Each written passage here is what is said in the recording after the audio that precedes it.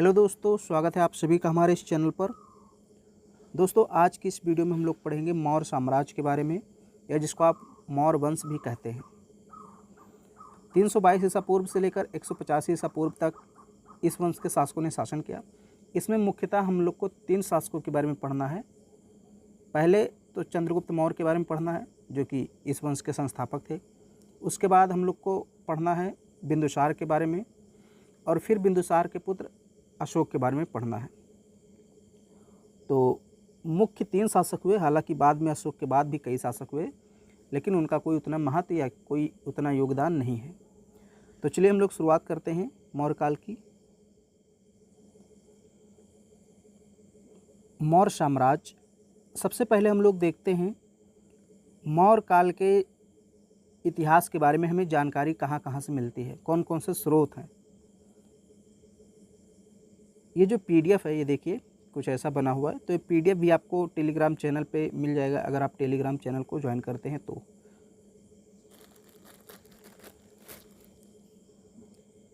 तो सबसे पहले हम लोग बात करते हैं स्रोतों की। तो मौर्य काल के इतिहास के बारे में जानकारी हमें 3 प्रकार के स्रोतों से मिलती है।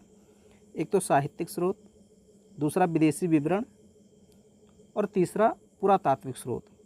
अब साहित्यिक स्रोत में जैसे कुछ किताबें हो गई जो भारतीय इतिहासकारों और भारतीय विद्वानों द्वारा लिखी गई हैं प्राचीन काल में।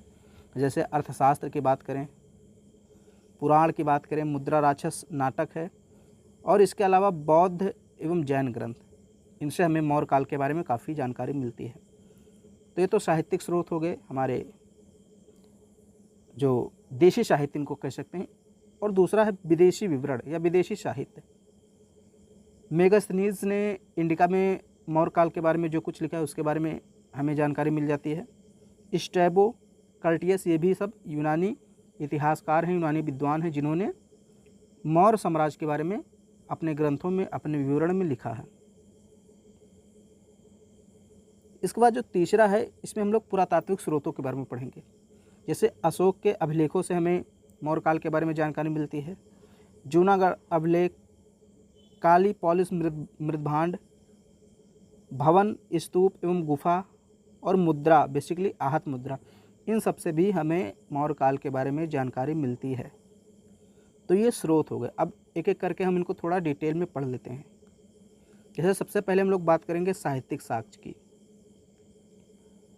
साहित्यिक साक्ष्य, अब देखिए इसमें ब्राह्मण साहित्य में पुराण, कौटिल्य द्वारा रचित अर्थशास्त्र, विशाख दत्त का मुद्रा राक्षस, सोमदेव कृत कथा चरित्र सागर,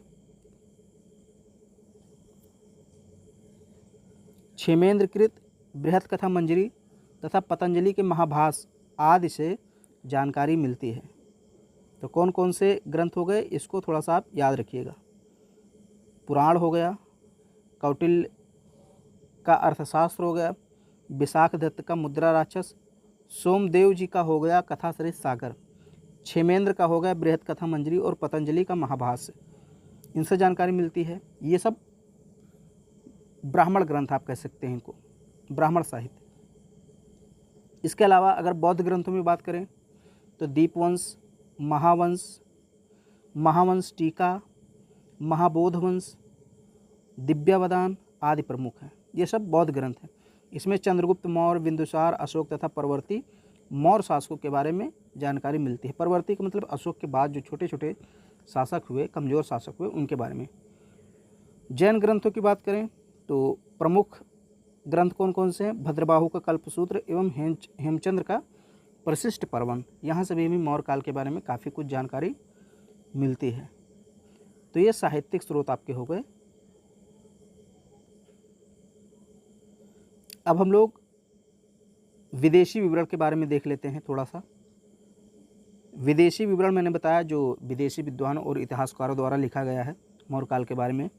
जैसे विदेशी लेखकों में जैसे Strabo, Curtius, Diodorus, Pliny, Arrian, Justin, Plutarch, Nearchus, Onesicritus एवं अरिस्टोबुलस आदि हैं, जिन्होंने मौर्य वंश के बारे में लिखा है। अब इसमें अगर हम बात करें तो इंडिका जो है ये मेगास्थनीज की है। मेगास्थनीज की इंडिका मौर्य इतिहास की जानकारी उपलब्ध कराने का प्रमुख स्रोत है।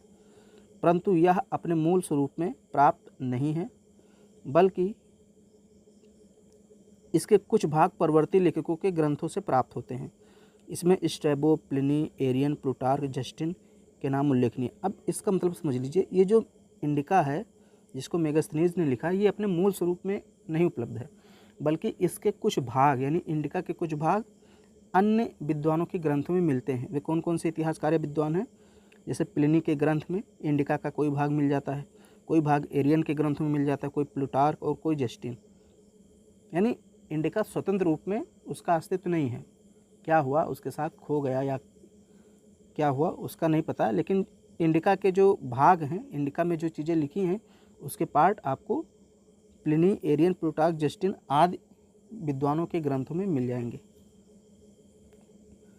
तो ये आपके विदेशी विवरण हो गए। इसके अलावा आप देख सकते हैं यहाँ पे देखिए, जस्टिन आदि यूनानी विद्वानों ने चंद्रगुप्त मौर्य को सेंड्रोकोट्स कहा है।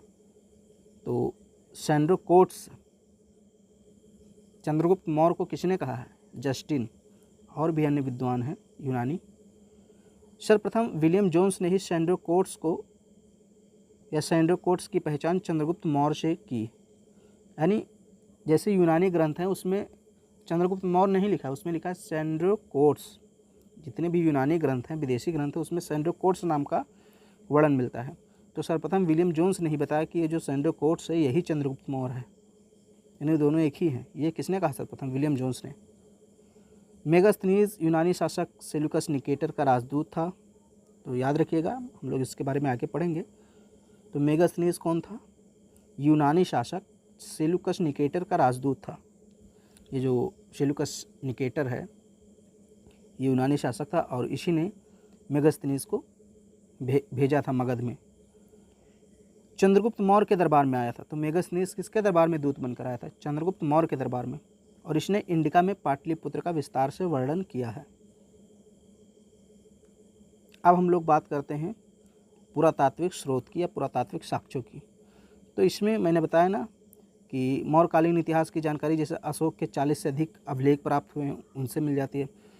शक महाक्षत्रप रुद्रदामन का जूनागढ़ अभिलेख या जिसको आप गिरनार अभिलेख कहते हैं, वहाँ से भी जानकारी मिलती है। काली पॉलिश वाले मृदभांड यानी जो मिट्टी के बर्तन हैं, वहाँ से भी हमें मौर्यकाल के बारे में जानकारी मिलती है। इसके अलावा चांदी व तांबे के जो पंचमार्क सिक्के चलाए गए विभिन्न शासकों के द्वारा, वहाँ से भी हमें मौर्यकाल के बारे में जानकारी मिल जाती है। तो आज की वीडियो में हम लोगों ने पढ़ा है मौर्य साम्राज्य या मौर्य वंश के इतिहास के बारे में जानने के स्रोतों के बारे में। आगे हम लोग अब देखेंगे शासकों के बारे में। जैसे सबसे पहले हम लोग देखेंगे चंद्रगुप्त मौर्य, फिर बिंदुसार, फिर उसके बाद अशोक। तो छोटी छोटी वीडियो बनाऊंगा ताकि आपको जो है बोरिंग ना फील हो और जल्दी या कम समय में आप अपना रिवीजन भी कर पाएँ, पढ़ भी सकें अच्छे से। PDF इसकी आपको टेलीग्राम चैनल पर मिल जाएगी। तो अगर वीडियो आपको पसंद आ रहा है तो इसको लाइक कीजिए, शेयर कीजिए और हमारे चैनल को सब्सक्राइब जरूर कीजिए।